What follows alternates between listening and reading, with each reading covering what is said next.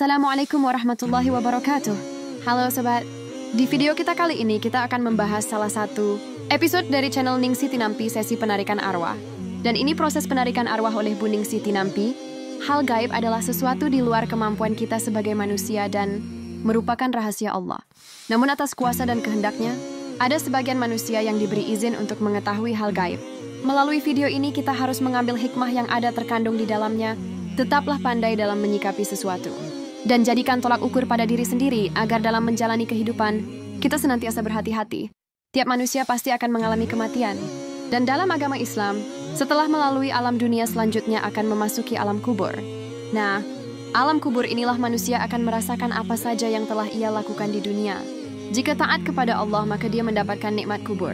Tetapi jika kufur kepada Allah dan melakukan banyak dosa, maka dia akan mengalami siksa kubur.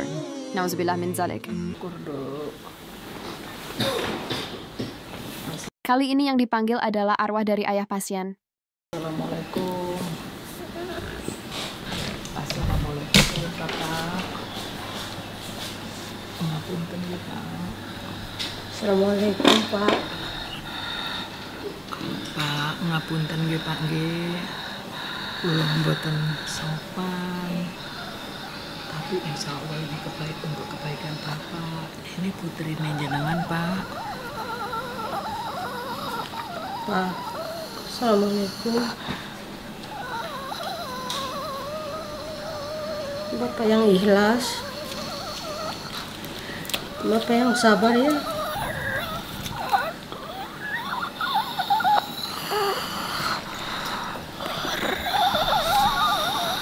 Ya Bapak. Berat. Ya Allah, mudah-mudahan Allah. Arwah ini tidak bisa bergerak dan dia hanya berkata, "Berat, berat." Apakah yang dimaksud oleh arwah ini dan apa yang sudah dia lakukan? Memberikan keringanan ya Pak ya. Kami doakan terus Pak. Istighosah.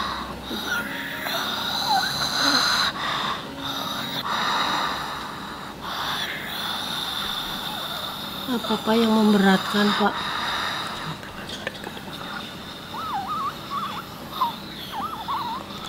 Pak, ngapunten nggih Pak nggih, yang memberatkan Bapak apa?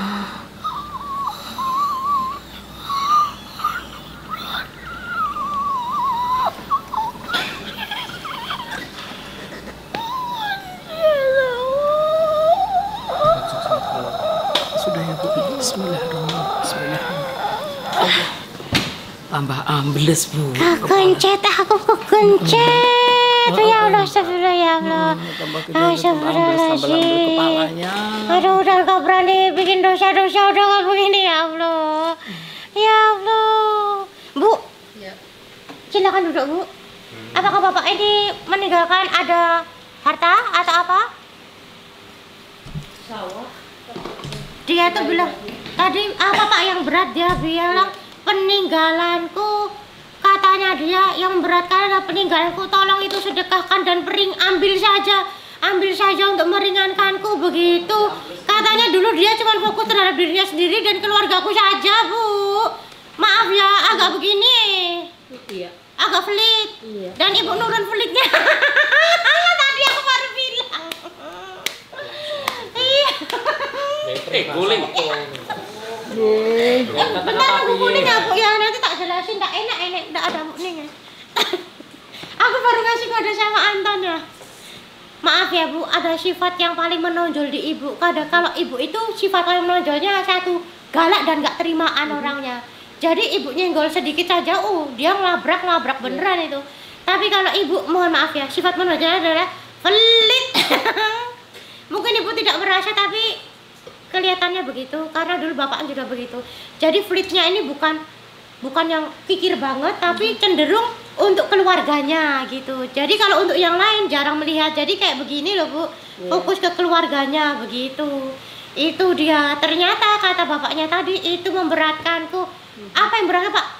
Harta yang aku tinggalkan, tolong sedekahkan dan ambil semua.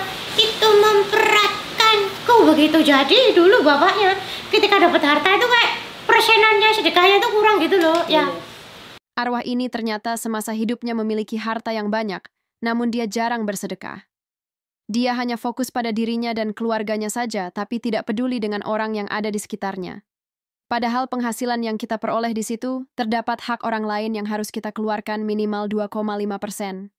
Jika kita tidak mengeluarkan sedekah, itu sama saja kita memakan hak orang lain. Seperti yang terdapat pada surah Al-Baqarah, ayat 261. Perumpamaan, nafkah yang dikeluarkan oleh orang-orang yang menafkahkan hartanya di jalan Allah adalah seperti sebutir biji yang menumbuhkan 7 bulir, pada tiap-tiap bulir 100 biji. Allah melipat gandakan bagi siapa yang Dia kehendaki.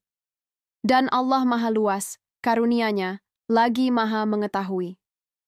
Sedekah dilipat gandakan sampai 700 kali lipat atau lebih. Dan juga dalam hadits riwayat Muslim, tidak akan berkurang harta karena bersedekah. Justru dengan bersedekah, harta diberkahi dan ditambah oleh Allah. Bu, aku bilang tadi bapaknya tuh pelit. Nah, terus kata ibunya ini iya. Terus aku bilang maaf ya Bu, sifat menonjol ibu memang pelit juga. Kalau ibu itu kan galak dan gak terimaan, sifat menonjol. Kalau ibu ini pelit ya. Sebelum tadi aku udah bilang sifat ibu ini gini ya, tahu tadi. Besok bapaknya gem tapi Jangan tersinggung. Enggak. Biar dibenahi lagi ya. Iya, tahu.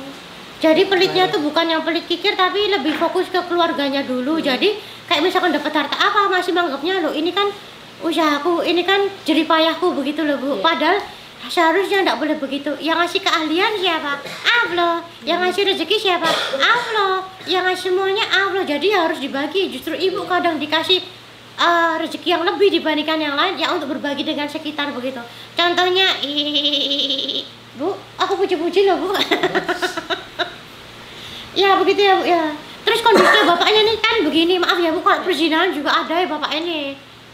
Dulu waktu pertama kali ditarik itu katanya kegencet bumi. Oh ya bener kegencet sama Bu. Terus ininya terlilit. Ini posisinya ya Bu. Oh kain kafan. Iya. Ini kan pernah zina Bu kalau begini dan kalau semakin lebar tuh berarti zinanya semakin sering. Terus sini tuh kayak ada bola begitu loh. Bola besar tuh kegencet gini dan pas tadi dia ngomong detik terakhir itu tuh gencet kepalanya sampai dia tuh ambles ke bumi. Ya benar kegencet bumi. Iya, katanya kuburannya sempit. Iya benar. Iya. Orang pelit kuburannya sempit. Orang apa yang kata baca itu orang berkah kuburannya mewah. Begitu. Aku begini. Kegencet tadi. Iya, kalau aku begini, bapaknya itu sebetulnya apa yang dia punya Nah, berupa di tanah apapun harta hasil. dia tadi mintanya begitu Bu. Karena bagaimanapun juga itu malah memberatkan Almarhum. untuk dirinya Iya. gitu. Terus kepalanya terus masuk. Nah, soalnya juga itu ada filosofinya. Agak besar kepala ya Bu dulu Bu. Iya. Bener. Makanya kenapa dari semua badannya yang belesek duluan kepala. Kepalanya karena itu Suka bertengkar katanya sama tetangga. gimana? Suka bertengkar sama tetangga. Oh, lah ya itu. Ya, Ya pokoknya kayak katanya sopo tidak. aku gitu loh. Kasar. Kasar.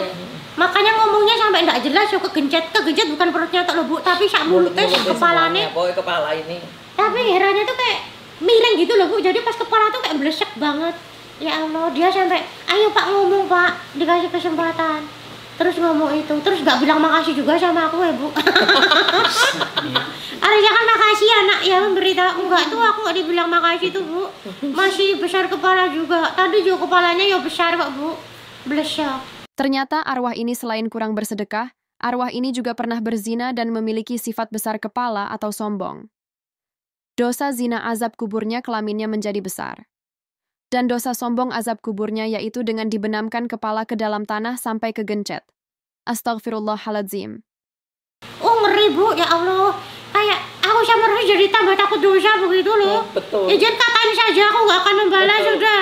Baik sobat, seperti itulah contoh siksa kubur yang dialami karena harus mempertanggungjawabkan perbuatannya ketika di dunia.